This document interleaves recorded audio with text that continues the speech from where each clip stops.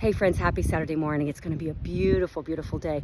Got a little bit of a late start today, so enjoying this sunshine. Hey guys, I wanted to share something that was on my heart this morning, something that I really, really hope blesses you. I know it did me. I had a very, very timely Bible study in light of the presentation that Pastor Sean Wilson gave at our wellness conference yesterday. It was a great conference, but I love the way that he came at it. He was talking about mental health, and as a pastor, he clearly understood that mental health is multifaceted, right? That it's totally connected to our spiritual health, it's connected to our heart and our mind, and they go together.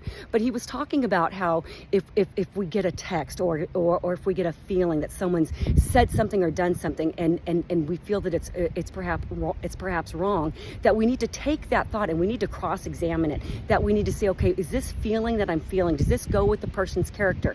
Does this go with the person's past behavior to me? Does this align with who they are? Does this really align with the conversation?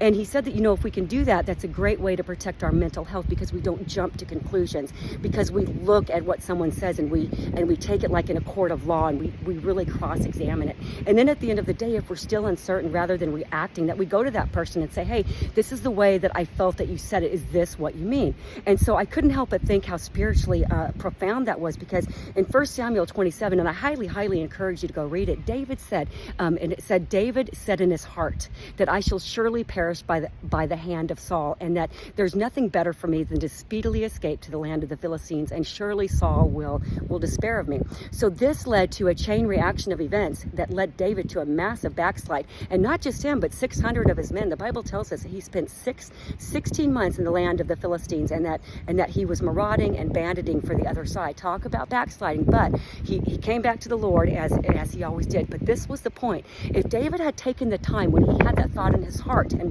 let me remind you, the heart is deceitful above all else, and we don't battle against flesh and blood, but against spiritual forces in the heavenly realms.